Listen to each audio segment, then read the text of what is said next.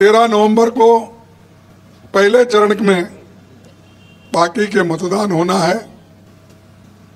ये मतदान बहुत ही इम्पोर्टेंट है और ये चुनाव भी इम्पोर्टेंट है। ये चुनाव इसलिए इम्पोर्टेंट है कि आप लोग बीजेपी को यहां से भगाना है। ये बीजेपी ऐसी पार्टी है, लोगों को तोड़ने का काम, बांटने का काम करती है। इसीलिए उनके नेता लोग यही भाषा उपयोग करते हैं, बटेंगे तो कटेंगे। भाई कैसा कौन बटेंगे? देश तो एक है और यहां एकता से सब लोग रह रहे हैं, तो किनको आप बोल रहे हैं बटेंगे तो कटेंगे? इसका मतलब है किसी एक ग्रुप को, किसी एक जाति को लेकर, किसी एक धर्म को लेकर आप ये भाषा बोल रहे हैं। ये अच्छी बात नहीं, देश के लिए भी अच्छी बात नहीं। बांटने वाले आप ही हैं। हिंदू मुसलमान में झगड़ा लगाते हो, जाति जातियों में झगड़ा लगाते हो और महिलाओं में झगड़ा लगाते हो। अगले मत पिछले और मध्यम ये सब तुम ही करते हो और तुम बांटने वाले लोग हैं और बांटने वाले और काटने वाले भी तुम ही हैं। कहीं गड़बड़ चली, अफवाह फैल गई तो आप पहले, हम आपके लोग पहले रहते हैं वहां काटने के लिए और दूसरों को कहते हैं बटेंगे तो कटेंगे। अरे भाई, ये देश कभी बटने वाला नहीं है, लोग बटने वाले नहीं है। इस देश को महात्मा गांधी जी ने अपनी जान देकर, गोलियां खाकर इस देश को बचाया है, सुरक्षित किया है। इंदिरा गांधी जी ने देश में एकता रखने के लिए उन्होंने 36 गोलियां उनके छाती में गिरी, उनका शरीर छन्नी के जैसा हो, छन्नी छन्नी हो गया था। वो क्यों? देश एक रखने के लिए। राजीव गांधी,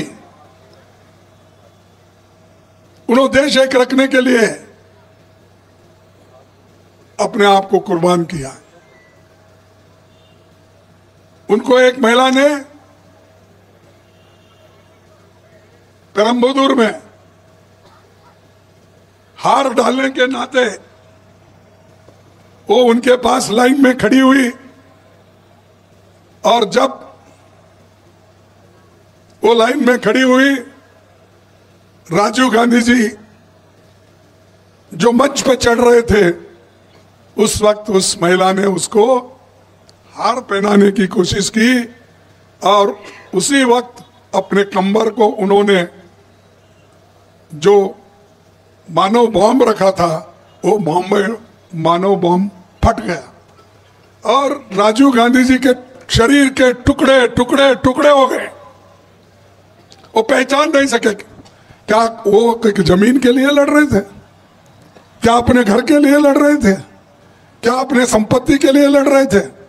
सिर्फ एक ही उनका उद्देश्य था, इंदिरा गांधी जी का और राहुल गांधी जी का, राजीव गांधी जी का, कि हम ये देश एक रहे, मिल के चले, मिल के संभाले।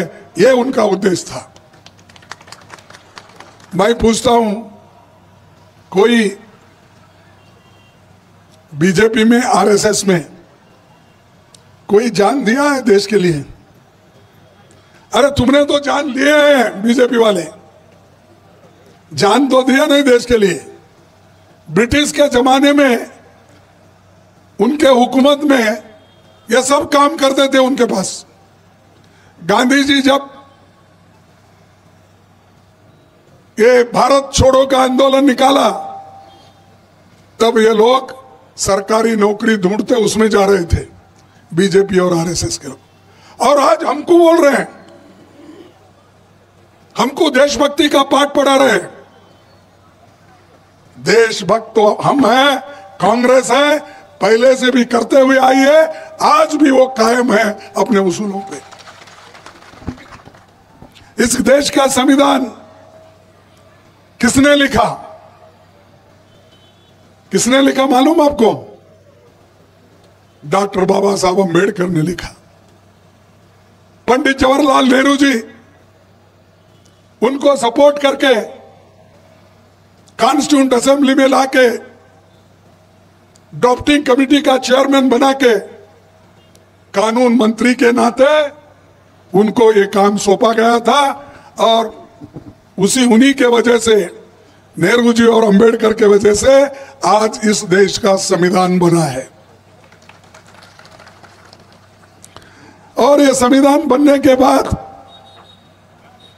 जब आप उस संविधान को निकालना चाहते थे और इस संविधान को बदलना चाहते थे, तब कांग्रेस पार्टी ने अपनी मुहिम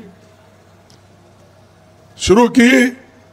अगर इस संविधान को अगर किसी ने हाथ लगाया तो हम उसको रोक देंगे और जनता के पास जाकर वोट मांगेंगे कि भाई यहां पर तो एक गद्दार सरकार है, लोगों के हकूक को छीन रही है, तो आप हमारी मदद करो।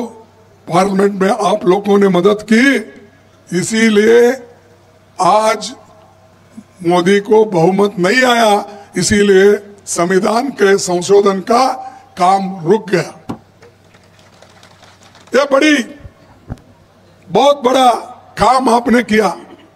और 20-25 सीट हमको आते तो मोदी जी घर में बैठते थे।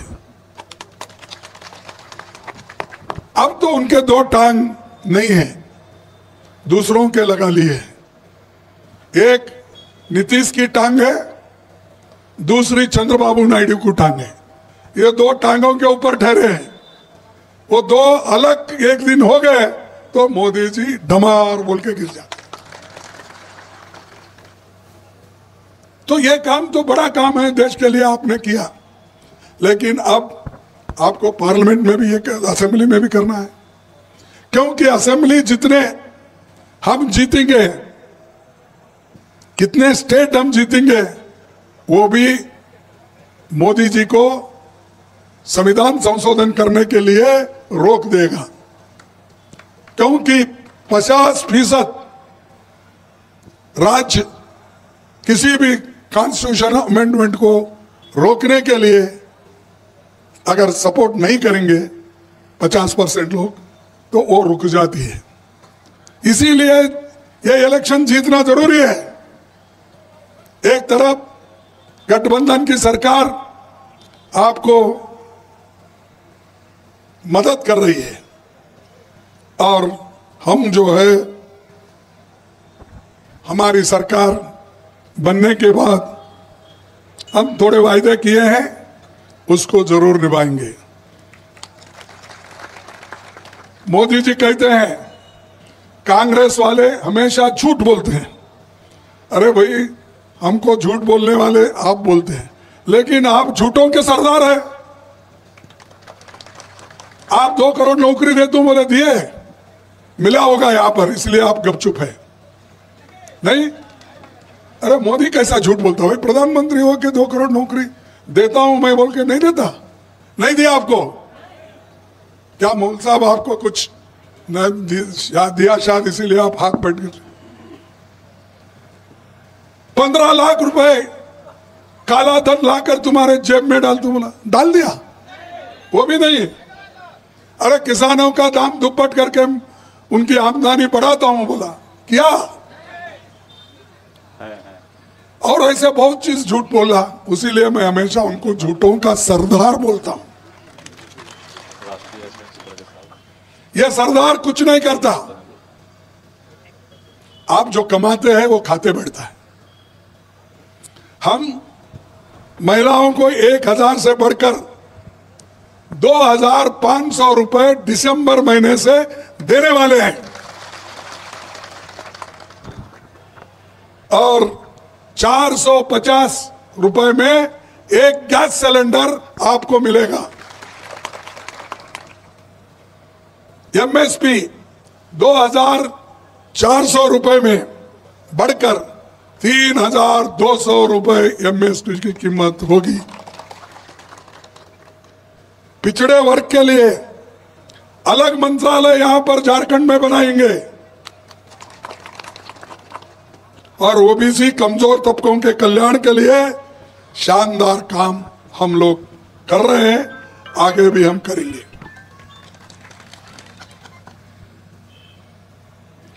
मोदी जी एक दिन नहीं 2 दिन 11 साल से है और 13.5 साल से वो चीफ मिनिस्टर थे गुजरात के।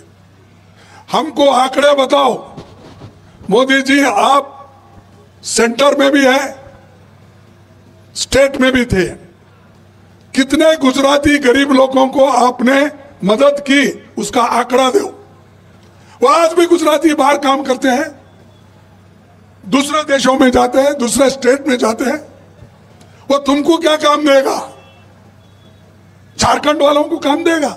अरे यहां तक संपत्ति तो लूट रहे हैं, कोयला लूट रहे हैं, मैंगनीज लूट रहे हैं, आयरन ओर लूट रहे हैं। ये लूटने वाली पार्टी है, इसके ऊपर भरोसा मत करो। और अमित शाह मोदी यहां आकर बहुत बातें करते हैं, ये कांग्रेस वाले ऐसा है, ये मेरे को समझ में नहीं आता। एक चीफ मिनिस्टर होके क्यों ऐसी बातें वो करते हैं, ये मुझे आज तक नहीं मालूम हो रहा।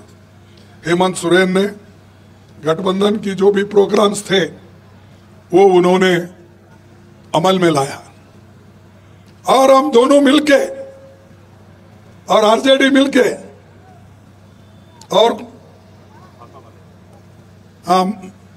माले हमारे कम्युनिस्ट पार्टी के, वो हम सभी मिलके झारखंड के लिए लड़ेंगे, झारखंड के हकूक के लिए लड़ेंगे और यहां के लोगों की पूरी मदद करेंगे। भाइयों, ये बाहर के लोग भी बहुत आ रहे हैं यहां। मैं समझता हूं 81 सीट है, 81 मंत्री आए हैं देश के सभी, कोई यूपी से आया, कोई मध्य प्रदेश से आया, कोई आसाम से आया। छत्तीसगढ़ का सीएम छत्तीसगढ़ का सीएम यूपी का सीएम, वो ये यूपी का चीफ मिनिस्टर तो वो माहिर है ना, वो हमेशा बोलता कटेंगे तो बटेंगे तो कटेंगे, वो करेंगे ये करेंगे। मैं उसके लिए उनको कह रहा हूँ, रिक्वेस्ट कर रहा हूँ, बाबा तुम ये बाबा का ड्रेस छोड़ दो, आप ये गेरुआ पहनने का छोड़ दो कलर, आप सफेद कपड़े पहनो, जनता की सेवा करने के लिए बाहर आओ। वो सब छोड़ के तेरा भी मेरा, मेरा भी तेरा बोले जैसा पॉलिटिक्स में गेरू कपड़े डाल के मैं साधु हूं एक तरफ बोलते हैं, मैं संत हूं एक तरफ बोलते हूं, मैं नाथ पंथ का मुखिया हूं बोलते, ये क्यों बोलते भाई? साधु है, साधु का काम करो। वो सब छोड़ के ये गेरुआ कपड़ा डाल के सबको बेवकूफ बना रहे। आप वो छोड़ दो, लोग उतने बेवकूफ नहीं है, तो तुम अपने आप को जो होशियार समझ रहे हैं, तुम खुद बेवकूफ हो। और आश्चर्य की बात है, जब मंडल आयोग आया था उस वक्त यही लोगों ने विरोध किया, सपोर्ट नहीं किया, लेकिन लालू प्रसाद हो, दूसरे नेता लोग हो, सपोर्ट करके जो प्रगति पर, जो प्रोग्रेसिव आइडियाज थे, उस आइडियाज को अगर किसी ने आगे लेके गया तो एक गठबंधन के लोग आगे लेके गए। उसमें आरजेडी है, सोरेन साहब है और हमारे और माले, ये सारे लोग हैं। इनका कोई उसमें ये लोग कभी मदद नहीं करे, तो मैं आपसे ये विनती करूंगा, जल जंगल जमीन को आपका रक्षा करना जरूरी है। और ये तीनों जल जंगल जमीन खींच लेके जा रहे हैं, ले जाके अडानी को दे रहे और अंबानी को दे रहे, ऐसे बड़े बड़े लोगों को ये दे रहे हैं और इनसे कोई फायदा नहीं। अमीर लोगों का तो कर्जा ये बीजेपी सरकार मोदी ने तो माफ करा, 16 लाख करोड़ रुपए उनका कर्जा माफ कर दिया। कितना? 16 लाख करोड़ रुपए आपका कर्ज माफ हुआ। जैसा कि मनमोहन सिंह जी ने 72,000 करोड़ रुपए किसानों का कर्जा माफ कर दिया था पूरे हिंदुस्तान में। ये कभी किया है ऐसा काम? इनको कुछ नहीं चाहिए गरीबों के लिए। और आज इस देश में यह हालत है, इस देश में 5% लोग ऐसे हैं उनके पास देश की 62% संपत्ति है। 5% लोगों के पास 62% संपत्ति है और हिंदुस्तान के 50% गरीबों के पास 3% संपत्ति है। तीन। अरे 5% लोग 62% संपत्ति इस देश का लूट रहे हैं और गरीब के पास सिर्फ 3% है। इस दूरी को कम करने के लिए कांग्रेस ने बड़ी कोशिश पहले से करते आई। बड़े बड़े कारखाने इसीलिए बनाए, बड़े बड़े स्कूल्स निकाले, कॉलेज निकाले, मेडिकल कॉलेज निकाले। ये सब करने के बावजूद भी अभी भी मोदी बोलते कांग्रेस 70 साल में क्या किया। अब 70 साल बोलने का छोड़े हो, क्योंकि खुद ही उनको 11 साल हो गए और वाजपेयी जी को 6 साल, अब इनके 20 साल हो गए। और ये क्या नाम रखते दूसरों को? तुम्हारा हिसाब दो ना, आपने 20 साल तक अब क्या काम किया, पहले हिसाब दो। हम तो हर साल हिसाब देते हैं, लेते हैं, हर इलेक्शन में देते हैं। तो इसलिए भाइयों, यहां पर रांची में हम सेंट्रल यूनिवर्सिटी बनाए थे और IIM बना। ये सब कांग्रेस के वक्त बना, यूपीए गवर्नमेंट के वक्त बना। अपने वादे तो हम पूरे किए, लेकिन मोदी जी एक भी अपना वायदा पूरा नहीं किया। यहां ओबीसी के आरक्षण के लिए 14 से बढ़ाकर 27% करने का एक रेजोल्यूशन असेंबली में पास हुआ था और 10% से 12% दलितों के लिए, 26 से 28% आदिवासी आरक्षण के लिए यहां पर हुआ। लेकिन वो गवर्नर के पास पड़ा है, आगे जा रहा नहीं, आपको रिजर्वेशन मिल रहा नहीं। और ओबीसी की बात करते हैं मोदी जी, मैं ओबीसी हूं, मैं बैकवर्ड क्लास का। तुम कहां बैकवर्ड भाई? बैकवर्ड क्लास के तो चमचे हैं आप, उनके खिलौना है उनके हाथ में का। और हमको बोल रहे बैकवर्ड को कहीं जाना, मैं आप में से हूं, मैं गरीब हूं। कभी बोलते हैं मैं रेलवे में, क्या है, हाँ, मैं रेलवे में चाय बेचता था। आप लोगों को ये याद नहीं? उन्होंने वोट लेते वक्त सब बोले थे, याद है? कहाँ याद है? कुछ आपकी आवाज ही नहीं है।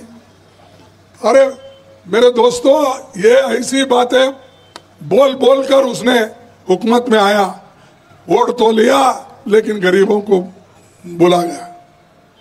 इसीलिए मैं आपसे एक बात आखिरी में करूंगा कि जितने भी यहाँ पर आज बड़े बड़े झारखंड में रांची जिले में आए हैं और वो बहुत काम हमसे हुआ लेकिन वो आगे नहीं बढ़ सके। मोदी जी किसानों का कर्ज तो माफ नहीं करते। हमारा गठबंधन का सरकार यहां जब आएगा वो जरूर लोगों के लिए काम करेगा और उनकी मदद भी किसानों के लिए करेगा। इसीलिए मैं एक दो शब्द आखिरी बोल के खत्म करूंगा।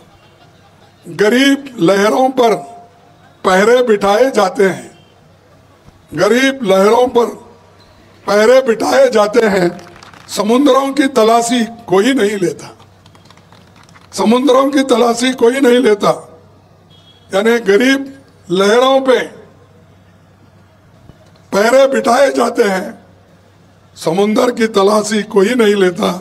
ऐसा ये जो बड़ा सेंट्रल में गवर्नमेंट है इसकी तलाशी कोई नहीं ले रहे। बाकी के लोगों को यही कह रहे ईडी सीबीआई उसका घर में इसके घर में और उसको जेल में डालो इसको जेल में डालो। ये काम मोदी जी कर रहे, डरा रहे। हम डरने वाले नहीं हैं, हम डरने वाले नहीं हैं। हम देश की रक्षा किए, जान दिए और ये मोदी को डरेंगे हम? जेल में डालने दो, सलाखे के पीछे डालने दो, लेकिन इस देश के गरीब लोगों की, ओबीसी की, माइनॉरिटी की और दलित भाइयों की, हम महिलाओं की रक्षा करते रहेंगे और हम उनके साथ खड़े होंगे। तो इसलिए भाइयों, हमारे गठबंधन के सरकार को आप मदद करो। और एक बात आखिरी में ही बोलता हूं, जब राहुल गांधी अपने भाषण में ये कॉन्स्टिट्यूशन ऐसा रेड कॉन्स्टिट्यूशन दिखाते हैं, अब भी यही दिखाते हैं, लेकिन मोदी जी ने ये बोला, शाह ने ये बोला, ये कॉन्स्टिट्यूशन नक्सलवादियों का है, ये रंग उनका है।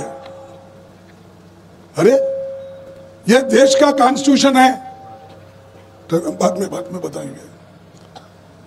तो ये नक्सलवादियों का है, उन्होंने बोला। अरे भाई अंदर क्या है, इसको ऐसा पकड़ो तुम,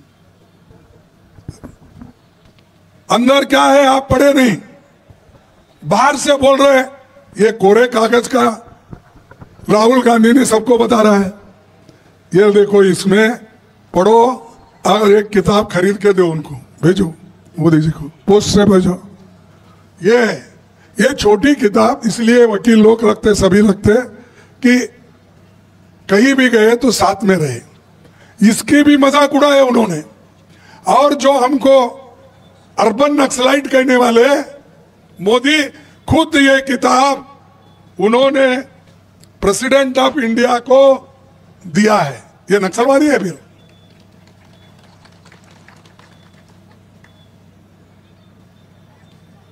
देखे, ये जो कोविंद जी को प्रेजेंट कर रहे हैं लाल किताब, यही किताब, और हमको बोलते हैं ये नक्सलाइट्स की रंग है, उनकी रंग।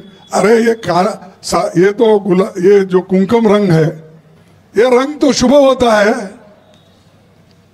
महिलाएं कुमकुम पहनती है, ये कलर होता है।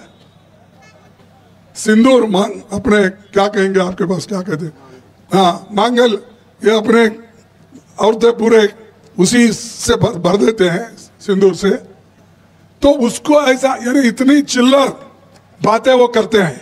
तो इसीलिए मैं आपको क्यों बता रहा हूं, कितने झूठ बोलते हैं मोदी जी।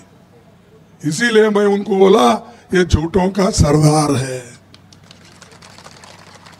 और अब वो पहले तो हमको बोलते थे, ये जो हमारे मैया जो स्कीम है उसको हम जो 1,000 रुपए दे रहे, उसका मजाक उड़ाते थे। कर्नाटक में जो हम किए उसका मजाक उड़ाए। अब वो खुद ही सब जगह बोलते फिर रहे, अरे हम करे तो बुरा, तुम करे तो अच्छा। वो पवित्र हो गया। और इनका देखो, इनको कोई भी किसी फंक्शन को मत बुलाओ यहां पर, इसलिए कहां हाथ लगाते हैं वहां कुछ ना कुछ गड़बड़ होता है। इन्होंने राम मंदिर को हाथ लगाया, वो टपक रहा है पानी से। इन्होंने बुलेट ट्रेन के लिए उद्घाटन रखा था, वो फूल टूट गया। ऐसे बहुत से चीजें हैं। गड़बड़ में काम कराना, क्वालिटी काम नहीं, तो वहां पर ये हमेशा गड़बड़ करके सबको, देश को बर्बाद करते हैं। तो इसलिए मैं ज्यादा ना बोलते हुए मैं इतना ही कहूंगा कि बीजेपी को हटाओ और गठबंधन सरकार को लाओ। अगर आपके पास छोटी मोटी कोई डिफरेंसेस है वो निकाल लो, क्योंकि लड़ने के लिए एक पार्टी होना चाहिए। पार्टी से ही आप लड़ सकते हैं। एक व्यक्ति सरकार बदल नहीं सकता, एक व्यक्ति कुछ खराब कर सकता है, लेकिन सरकार लाने के लिए, बदलने के लिए नहीं होता। इसलिए मैं आपको अपील करता हूं, रिक्वेस्ट करता हूं, आप हमारे लाल सिंह को चुन के लाओ। इनका निशान, इनका निशान, इनका निशान पंजे को ओढ़ दो, लाओ। आप सब देंगे, हाथ उठाइए, चुन के लाएंगे, चुन के लाएंगे। अरे पीछे के लोग बोलो भाई। तो धन्यवाद आपको, नमस्कार, फिर मिलेंगे।